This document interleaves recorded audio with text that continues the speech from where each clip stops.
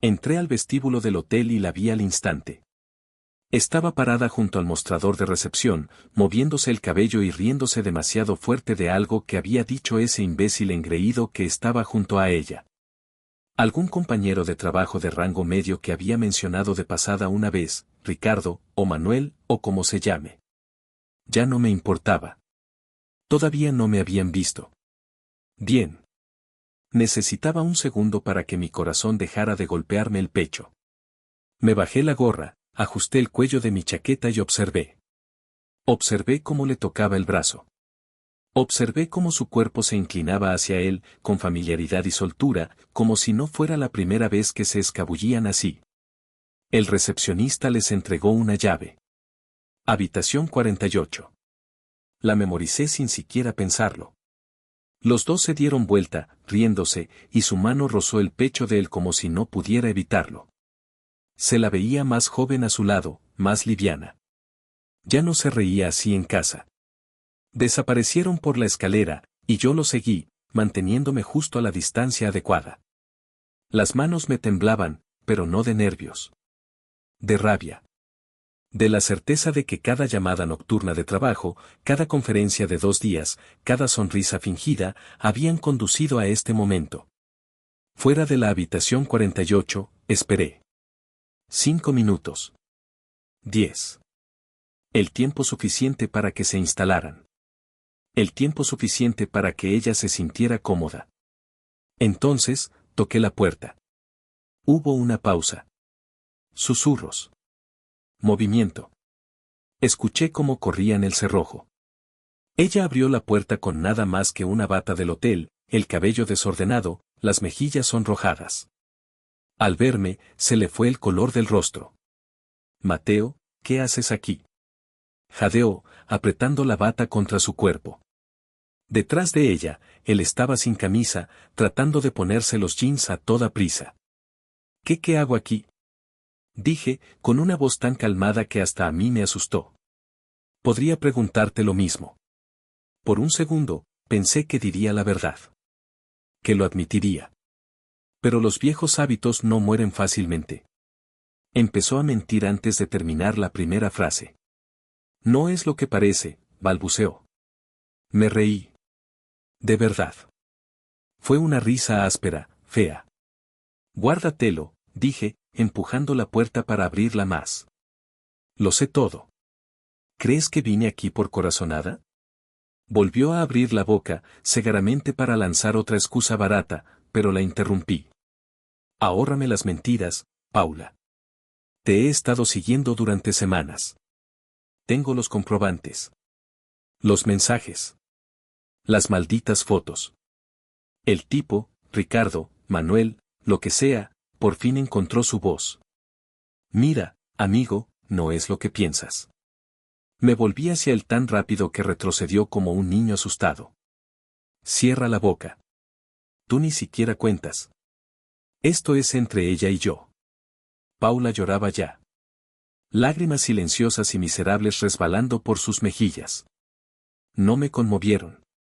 Ya no. ¿Cuánto tiempo? Pregunté, muerto por dentro. Ella dudó. Me acerqué más. ¿Cuánto tiempo?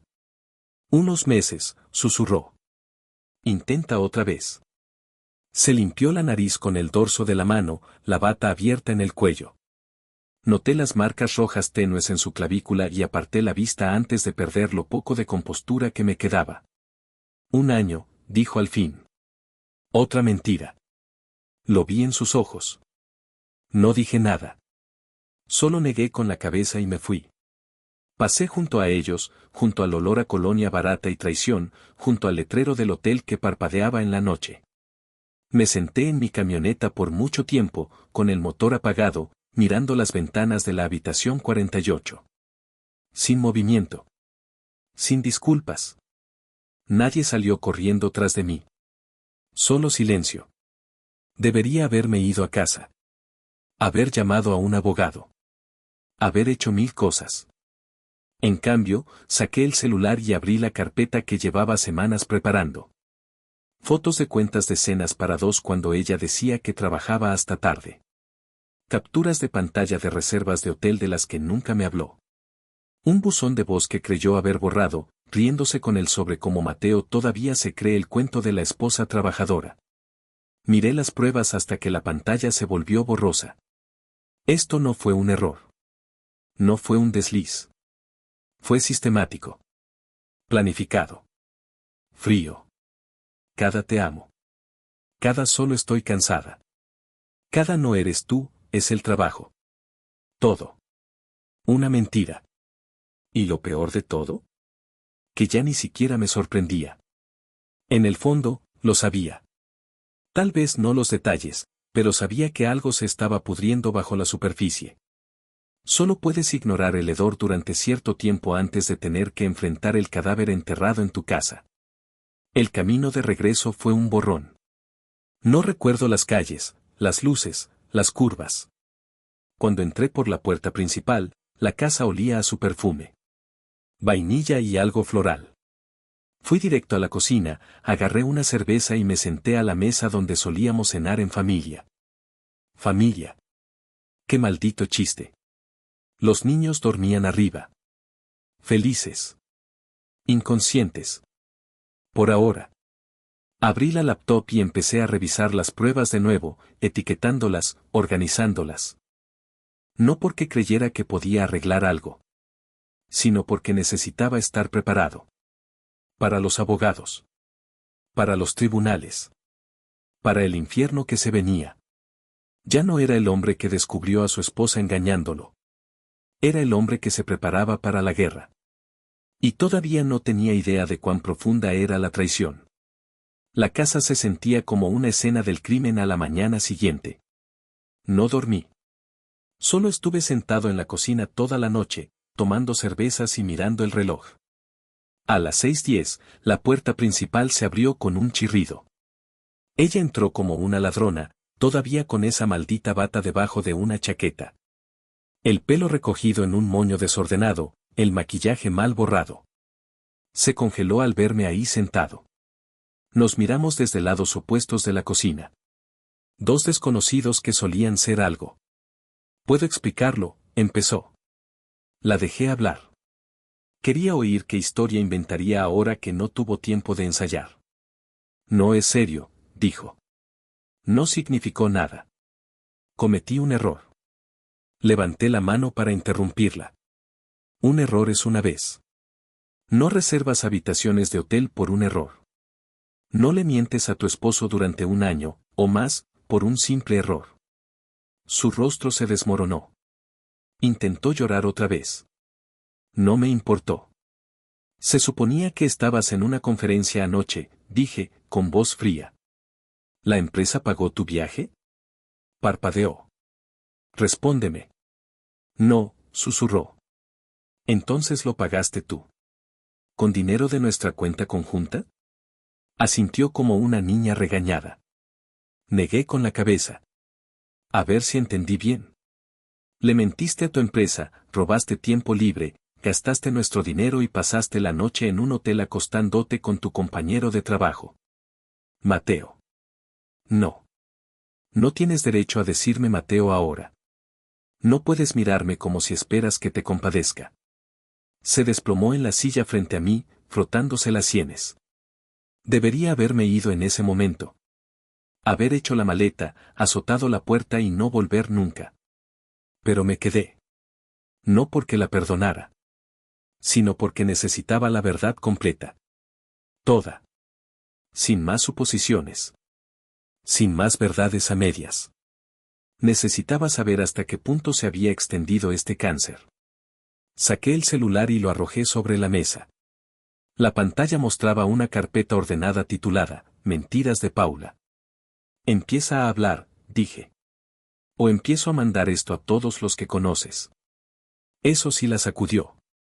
Por primera vez, vi verdadero miedo en sus ojos. Y empezó a hablar. Y hablar. Y hablar. No tardaron en abrirse las grietas. ¿Esos pocos meses que admitió anoche? Resultaron ser casi 2 años. Comenzó después de un retiro de integración de equipo en Monterrey. Al parecer, una copa de vino de más, demasiadas risas nocturnas, y de pronto estaba acostándose con el tipo del que solía quejarse. Esa primera noche se convirtió en fines de semana. Los fines de semana en viajes de negocios. Los viajes de negocios en almuerzos entre semana en hoteles baratos entre reuniones. Nunca quise que llegara tan lejos, susurró. La miré como si fuera algo que raspé de la suela de mi bota. Si lo quisiste. Cada maldito segundo. Cada vez que me mentiste en la cara, elegiste esto. Las lágrimas le corrían por el rostro. Se veía patética. Tienes que creerme, dijo ella. No tengo que hacer una maldita cosa, le solté. Me puse de pie, caminando de un lado a otro. Había una pregunta que me carcomía por dentro. Una daga final que necesitaba sacarme del estómago. ¿Fue solo con él? Pregunté. Ella se estremeció. La sangre se me heló. ¿Cuántos? Mi voz era pura grava. Yo, vaciló. ¿Cuántos, Paula? Uno más, susurró con voz ronca. Antes que él. Fueron solo unas pocas veces. Fue hace años. Te lo juro. Me dejé caer pesadamente en la silla, que raspó contra el suelo de baldosa. El estómago me dio un vuelco como si fuera a vomitar. Todos estos años. Todos estos años jugando a la casita con una mujer que me miraba a los ojos y me decía que yo era su todo. Nunca me amó. No de verdad. Amaba la seguridad. La vida fácil. El niñero incluido. El cheque estable. El tonto que volvía a casa todas las noches creyendo que era suficiente. Me cubrí la cara con las manos. Durante unos minutos, todo me daba vueltas. La escuchaba llorar del otro lado de la mesa, pero sonaba lejano, como una mala película en una televisión descompuesta. Cuando levanté la cabeza, algo dentro de mí se había roto del todo. No iba a salvar esto. No iba a luchar por este matrimonio. Lo iba a quemar hasta los cimientos y caminar fuera de las cenizas. Lentamente, con calma, borré todo de mi celular. Eliminé la carpeta de pruebas. No porque la perdonara, sino porque ya no la necesitaba. Tenía todo lo que necesitaba justo aquí. Cada lágrima. Cada confesión. Cada pedazo de ella en el que ya nunca confiaría. Te vas a mudar, dije. Ella se estremeció como si le hubiera dado una bofetada. Mateo, por favor, ¿y los niños? ¿Qué con ellos? Solté. No pensaste en ellos anoche. No pensaste en ellos cuando reservaste esa habitación. Hiciste tus elecciones. Ahora no te pongas el disfraz de madre ejemplar. Y en cuanto lo dije, lo sentí. La grieta en mi voz. El dolor crudo, sin filtro, que se desbordaba. Porque por mucho que la odiara en ese momento, los niños no eran solo de ella. También eran míos. O eso creía. Abrió la boca, a punto de discutir. Y entonces me golpeó. La duda.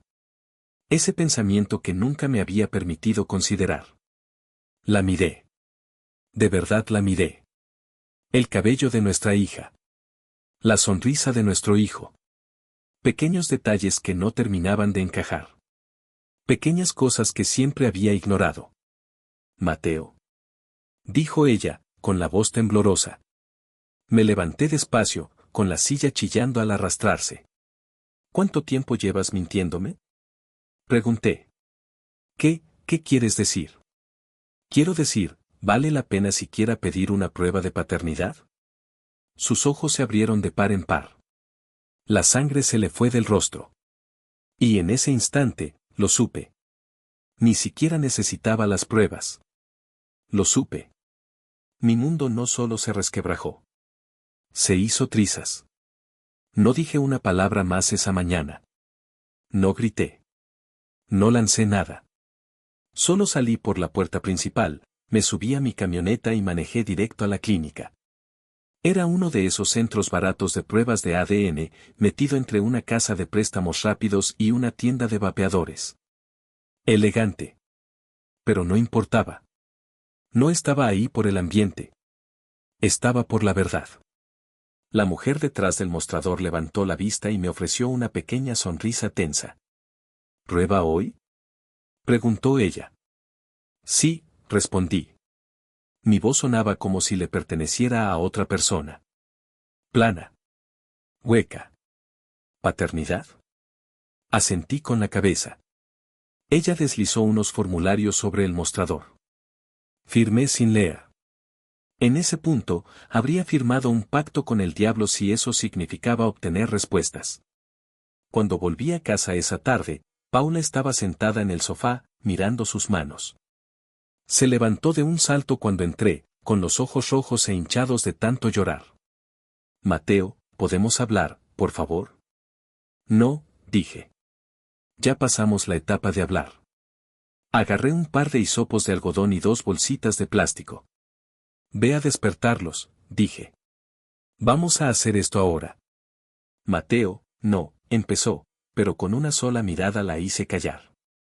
Desapareció escaleras arriba y regresó unos minutos después con los niños, somnolientos y confundidos. Me sentía enfermo. Como si fuera a vomitar. Pero seguí con el proceso. Se los expliqué como si fuera un experimento divertido de ciencias. Vamos a frotar sus mejillas, chicos. Rápido y fácil. Con grandes sonrisas. Se rieron. Pensaron que era un juego. Yo también sonreí. Mi última sonrisa verdadera en mucho tiempo. Cuando terminamos, sellé las bolsas, besé sus cabecitas y los mandé de nuevo arriba. Paula intentó decir algo, pero no le di la oportunidad. Agarré las muestras y conduje de vuelta a la clínica, con las manos tan apretadas al volante que los nudillos se me pusieron blancos. Los siguientes 3 días fueron un infierno. Cada vez que los miraba, mi niña coloreando en la mesa de la cocina, mi hijo lanzando una pelota en el jardín, sentía que me moría por dentro. Los amaba. Todavía los amo. Pero una voz me susurraba en el fondo de la cabeza. Puede que no sean tuyos. Puede que nunca lo hayan sido. Paula intentaba actuar normal. Cocinando la cena. Doblaba la ropa. Preguntaba si quería hablar. No quería. Dormía en el sofá. Si es que eso se puede llamar dormir. Finalmente, la clínica llamó. La mujer al teléfono era pura formalidad. Ya tenemos los resultados. ¿Desea venir a recogerlos o prefiere que se los enviemos por correo electrónico? Voy en persona, dije. Necesitaba verlo. Tenerlo en mis manos. Hacerlo real. Cuando llegué, me entregó un sobresellado. Lo abrí ahí mismo, en el vestíbulo. Esta vez no me temblaban las manos. Supongo que una parte de mí ya lo sabía. Resultados de paternidad. Niño A, 0.0% de probabilidad de paternidad. Niño B, 0.0% de probabilidad de paternidad. Ahí estaba. En blanco y negro. Los dos. No eran míos. Ni siquiera cerca. Me quedé ahí parado, mirando el papel, parpadeando, como si al mirarlo lo suficiente las palabras pudieran reorganizarse en algo menos devastador. No lo hicieron. La mujer detrás del mostrador me lanzó una mirada compasiva. Lo siento, dijo suavemente. Asentí. No podía hablar. Ni siquiera podía sentir nada aún. De camino a casa, todo me golpeó de golpe. Las fiestas de cumpleaños. Las mañanas de Navidad. Las noches caminando de un lado a otro con ellos cuando eran bebés, arrullándolos para que volvieran a dormir. Perdido. No los recuerdos. Esos estaban grabados en mi piel. Pero la base debajo de ellos. Podrida hasta el núcleo. Cuando estacioné en el camino de entrada, Paula estaba parada en la ventana. Esperando. Ni siquiera llegué a entrar antes de que abriera la puerta y saliera corriendo. ¿Y bien?, preguntó, con los ojos desesperados.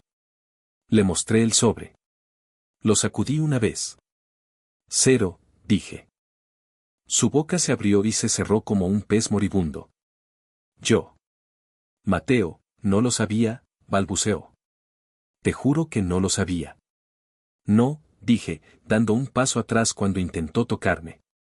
No te atrevas a tocarme. Siguen siendo tus hijos, lloró. Los criaste.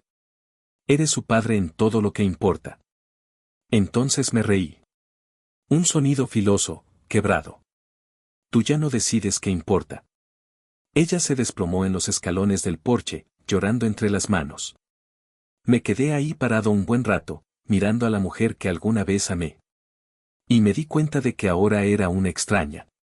Una extraña que desmanteló mi vida pedazo a pedazo mientras me sonreía en la cara. Me di vuelta y volví a mi camioneta. Tenía que irme antes de hacer algo de lo que me arrepintiera.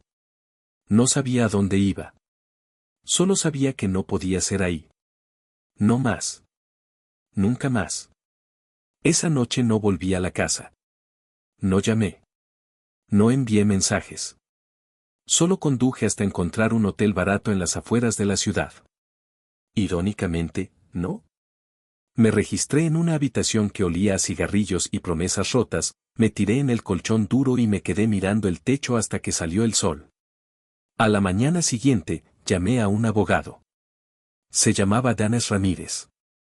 Pelo gris, reloj de oro, el tipo de hombre que te da la mano como si quisiera arrancarte el brazo.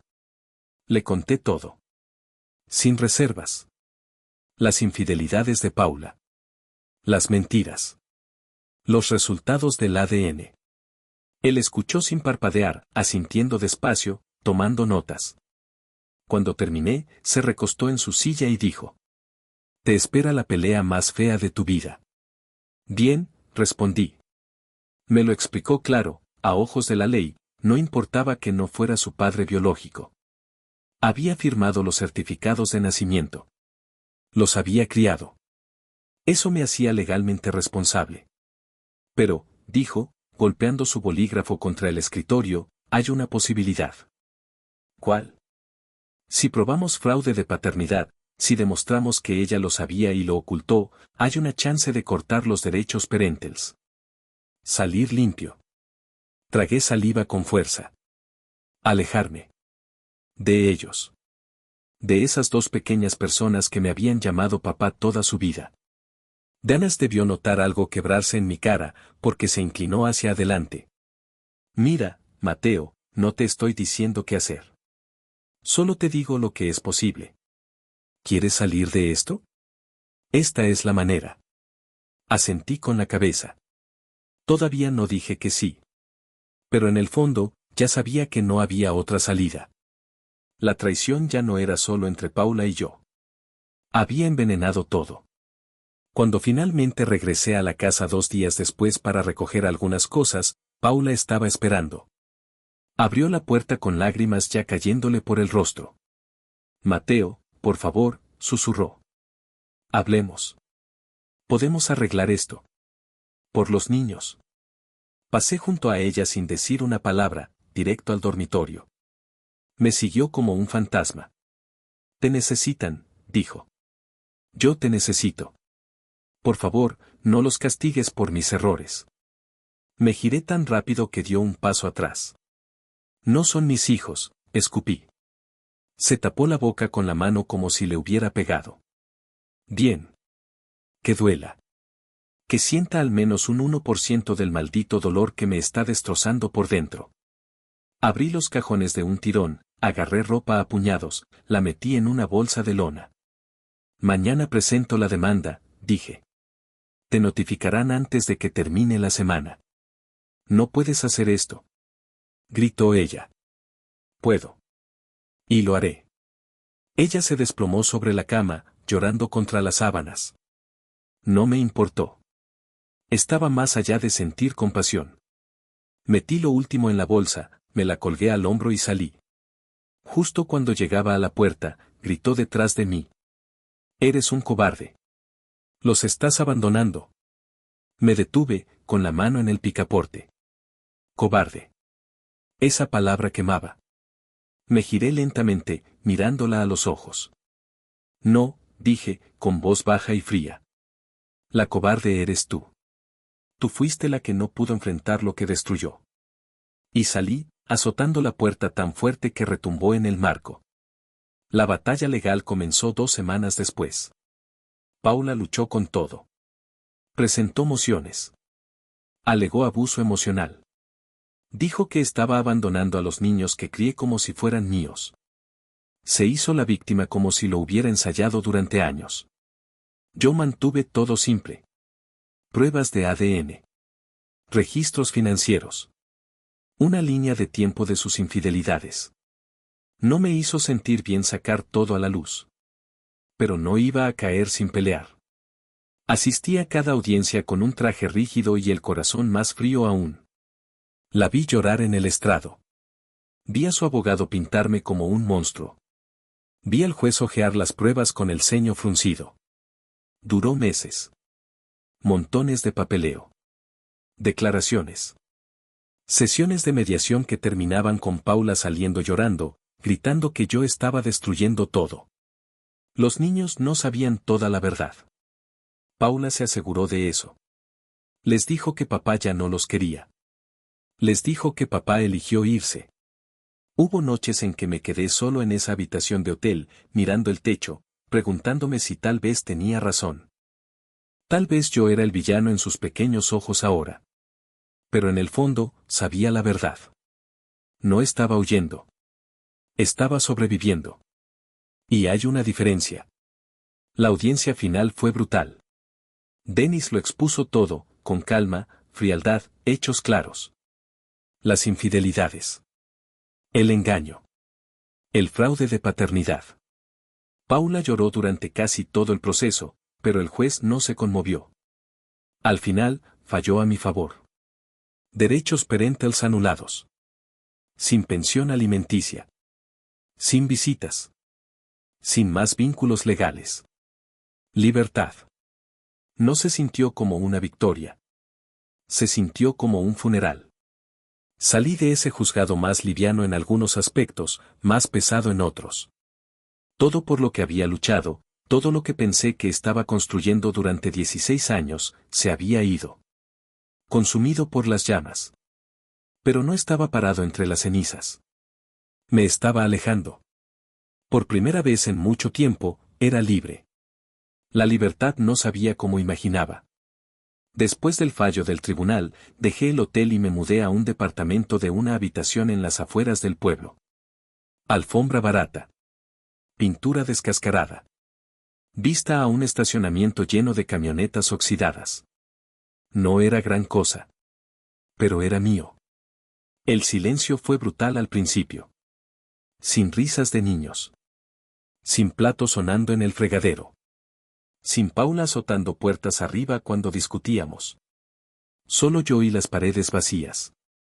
Me enterré en el trabajo. Jornadas largas. Turnos de noche. Me ofrecía como voluntario para hacer horas extra. Lo que fuera con tal de mantener mi mente lejos de lo que perdí, o peor aún, de lo que tal vez nunca tuve. Las semanas se volvieron meses. Y fue entonces cuando apareció ella. Tania. La ex. La que debería haber dejado en el retrovisor hace años. Empezó de forma bastante inocente. Un mensaje aleatorio en Facebook. Hola, desconocido. He estado pensando en ti. Espero que estés bien. Debería haberlo ignorado. Debería haberlo borrado y seguir adelante. Pero después de todo lo que pasó con Paula, las mentiras, la traición, la maldita soledad, ver el nombre de Tania aparecer fue como si alguien me lanzara un salvavidas en medio de la tormenta. Empezamos a enviarnos mensajes. Luego a hablar. Después, a vernos para tomar café. Decía todas las palabras correctas. Me dijo cuánto lamentaba cómo terminaron las cosas entre nosotros. Que nunca dejó de importarle. Que siempre creyó que yo merecía algo mejor. Me hizo sentir visto otra vez. Deseado. Y caí. Duro. Volvimos a caer en viejos patrones como si no hubiera pasado el tiempo. Cenas. Llamadas nocturnas. Bromas internas. Esa comodidad que solo nace de una historia compartida. Por un tiempo, llegué a creer que tal vez era mi segunda oportunidad. Que tal vez no todas las mujeres eran mentirosas. Que tal vez yo no estaba roto sin arreglo. Pero los fantasmas no se quedan callados para siempre. Al principio fue sutil. Un comentario punzante cuando no podía verla por trabajo. Un mensaje pasivo-agresivo si no respondía lo suficientemente rápido. Pequeñas pullas sobre Paula. Sobre cómo dejé que me pisoteara. Al principio lo dejé pasar. Pensé que solo estaba siendo protectora. Leal. Pero las grietas siguieron extendiéndose. Una noche, después de unas copas de más, todo salió de golpe. Eres tan malditamente ingenuo, soltó. Das pena. Con razón te engañaron. La miré desde el otro lado de la mesa, atónito. No quisiste decir eso, dije en voz baja. Ella se rió. Un sonido agudo, amargo. No. Mírate, Mateo. Eres un desastre. ¿De verdad crees que alguien va a amar a un hombre que ni siquiera pudo mantener unida a su familia? Las palabras dolieron más que cualquier golpe que haya recibido. Y en ese momento lo vi. Claro como el agua. Tania no quería levantarme. Quería mantenerme abajo. Mantenerme roto. Mantenerme fácil de controlar. No dije una palabra. Solo me levanté, dejé unos billetes sobre la mesa y salí. La dejé ahí, con la boca abierta, balbuceando excusas. No miré atrás. Ni una vez. El camino de regreso fue distinto esta vez. Sin ira. Sin dolor. Solo un corte frío. Limpio. Esa noche entendí algo. No era solo Paula. No era solo Tania. Era yo. Yo seguía eligiendo personas que me necesitaban roto para sentirse completas. Y ya había terminado de jugar ese papel. Durante las siguientes semanas, Tania lo intentó todo. Mensajes. Llamadas. Aparecerse en mi apartamento. Al principio respondí. Intenté ser civilizado. Después dejé de responder por completo. Bloqueé su número. Cambié las cerraduras. Cerré esa etapa para siempre. Y por primera vez en mucho, mucho tiempo, no estaba persiguiendo a nadie. No estaba intentando arreglar nada. No estaba intentando demostrar que valía la pena. Solo estaba de pie sobre mis propios 2 pies. Sangrando, tal vez. Pero de pie. Después de Tania, juré alejarme de las mujeres por un tiempo. No salí con nadie. No coqueteé. Apenas hablaba con alguien fuera del trabajo. Me decía que era por sanar. Por tomarme un tiempo para descubrir quién era sin que los problemas de otra persona contaminaran mi vida. Y tal vez, por un tiempo, me lo creí. Pero la soledad es una droga jodidamente poderosa. Y cuando alguien te sonríe justo como necesitas, dice las palabras adecuadas en el momento preciso, es fácil olvidar las lecciones por las que sangraste. Así fue como conocí a Ana. Ella no era como Paula. Tampoco como Tania. O al menos, no lo parecía. Trabajaba en el hospital donde mi amigo estaba haciendo rehabilitación después de un accidente en moto. Dulce, divertida, un poco tímida. Sin maquillaje, sin poses. Decía que prefería la cerveza al vino y odiaba el drama. Sonaba perfecta. Sonaba segura. Empezamos a vernos de forma casual. Nada serio. Solo cenas, unas copas, alguna que otra película. Me repetía que estaba manteniendo la guardia en alto. Me decía que no me estaba involucrando. Me mentía mejor que nadie. No pasó mucho tiempo antes de que los fines de semana se confundieran con los días de semana, y ella empezara a dejar su cepillo de dientes en mi casa. A ponerse mis camisetas por la mañana. A acurrucarse junto a mí en el sofá como si ese fuera su lugar. Y maldita sea, una parte de mí quería que lo fuera. Quería creer que podía volver a ser así de fácil. Que lo peor ya había pasado. Que todavía podía construir algo bueno a partir de los escombros. Y entonces llegó la noche que hizo añicos esa ilusión. Era sábado. Estábamos tomando en el apartamento de su amiga, una reunión pequeña, nada loco. Risas, juegos de cartas, chupitos como si estuviéramos de nuevo en la universidad. También estaba su mejor amiga, Carla. Rubia. Ruidosa. Siempre pegada a Ana como una sombra. No le di importancia. Debería haberlo hecho. Para medianoche, estaba borracho. Todos lo estaban. Recuerdo estar sentado en el balcón, mirando las farolas girar un poco demasiado rápido, intentando despejarme lo suficiente para poder conducir. Y fue entonces cuando me di cuenta de que Ana llevaba rato desaparecida. Volví tambaleándome al interior, esquivando cuerpos medio dormidos en los sofás y en el suelo. Escuché un ruido en el pasillo. Lo seguí. La puerta del cuarto de huéspedes estaba entreabierta. La empujé. Y ahí estaban. Ana y Carla. Enredadas en la cama. Medio desnudas. Manos por todas partes. Bocas pegadas como si se estuvieran devorando. Por un segundo, me quedé ahí parado. Mi cerebro no podía procesarlo. No podía encajar las piezas. Después de todo. Después de Paula. Después de Tania. Después de arrastrarme fuera del infierno. Ahí estaba otra vez. Viendo cómo alguien en quien confiaba lo destruía todo frente a mí. Ana finalmente me vio. Jadeó. Saltó de la cama, intentando bajarse la camiseta. Mateo, no es lo que parece, balbuceó, borracha. Carla solo se rió con suficiencia, como si fuera gracioso. Como si el idiota fuera yo por pensar que podía tener algo real. No dije nada. No grité. No rompí nada. Solo las miré. Miré todo aquello para lo que nunca iba a ser suficiente. Y me di la vuelta y me fui. Subí a mi camioneta. Conduje a casa borracho. Probablemente debería haberme estrellado contra un árbol esa noche. Habría sido más fácil. Ella apareció a la mañana siguiente. Golpeando la puerta. Llorando. Suplicando que la entendiera. No significó nada, sollozaba. Estábamos borrachas. Fue solo un error, por favor, Mateo, te amo. La misma canción de siempre. Con una voz distinta. No abrí la puerta. No dije una sola palabra. Me quedé sentado adentro, mirando las vetas de la madera, escuchando cómo lloraba, golpeaba la puerta y suplicaba durante 2 horas seguidas. Eventualmente, se rindió. O se desmayó.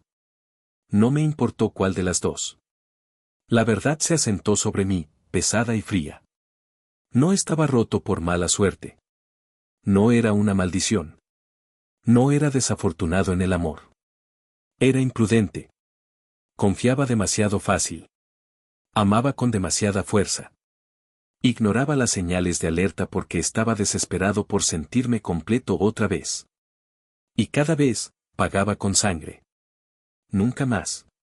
Al día siguiente, empaqué todo lo que me recordaba a Ana, su cepillo de dientes, su sudadera, las malditas fotos Polaroid que había pegado en mi refrigerador, y lo tiré a la basura. Bloqueé su número. Bloqueé a Carla también. Cambié las cerraduras. Las borré a ellas como ellas me borraron a mí. Se acabó perseguir fantasmas. Se acabó hacer el papel de tonto. De ahora en adelante, era yo. Solo yo. ¿Y si eso significaba estar solo? Que así fuera. Mejor solo que desangrándome. Lo más difícil no fue perder a Ana. No fue la traición. Ni siquiera fue la rabia. Fue el silencio después. Ese silencio largo y pesado cuando te das cuenta de que no viene nadie a salvarte. Que ya no haya quien culpar. Que no queda nadie a quien suplicar que se quede. Solo tú. Y lo que queda de ti. Después de eso, no salía mucho. No respondía a las invitaciones de amigos. No iba a bares. No fingía más que estaba listo para volver al ruedo. Me senté con ello. Con todo. La traición. La rabia. La soledad. Dejé que me aplastara por un tiempo. Y luego, pedazo por miserable pedazo, empecé a salir a flote. Lo primero que hice fue limpiar la casa. No solo el departamento, mi vida. Revisé mi teléfono y eliminé la mitad de mis contactos. Gente que solo llamaba cuando necesitaba algo. Gente que se puso del lado de Paula cuando se supo la verdad. Gente que decía lo correcto en público pero susurraba otra cosa cuando yo no estaba. Fuera. Cerré viejas cuentas en redes sociales. Dejé de publicar fotos intentando aparentar que todo iba genial. No iba genial. Estaba sobreviviendo. Y hay una diferencia. Y por una vez, no sentí la necesidad de esconderlo. Poco a poco, el apartamento dejó de sentirse como una celda y empezó a parecer un santuario. Compré muebles nuevos, baratos pero míos. Empecé a cocinar de verdad en lugar de vivir de comida para llevar. Volví a entrenar, de verdad. No solo levantar pesas por levantar. Con enfoque. Con disciplina. Ya no se trataba de venganza. No se trataba de hacer que nadie lamentara haberme perdido. Se trataba de construir algo que nadie pudiera derrumbar esta vez. A mí mismo. La gente lo notó. Los pocos que se quedaron, vieron el cambio. A algunos no les gustó. Algunos, especialmente los que se beneficiaban del viejo yo, intentaron arrastrarme de nuevo. Vamos, hermano, estás siendo muy duro. Ella está arrepentida.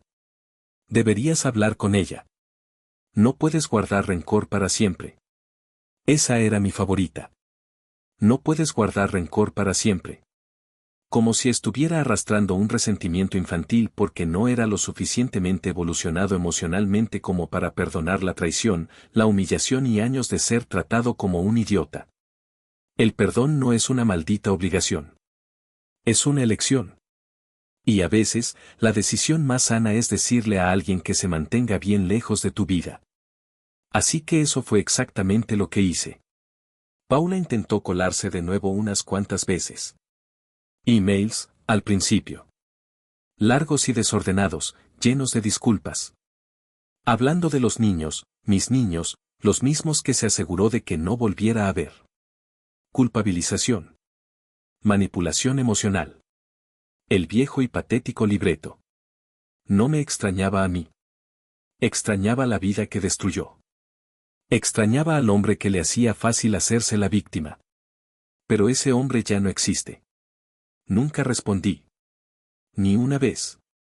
Tania también volvió a intentarlo. Mensaje aleatorio, de la nada. Espero que estés bien. Sin disculpas. Sin asumir nada. Solo una línea lanzada al agua para ver si el viejo Mateo seguía siendo lo suficientemente tonto como para morder el anzuelo. Lo borré sin leerlo. La bloqueé sin pensarlo. Incluso Ana hizo un último intento patético. Mandó una tarjeta. Una maldita tarjeta de tarjetas de Sanborns. Nunca dejaré de amarte.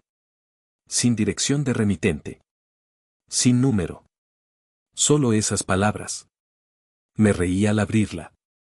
De verdad me reí.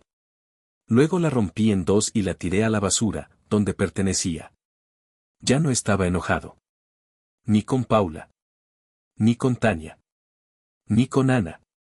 Ni siquiera conmigo mismo.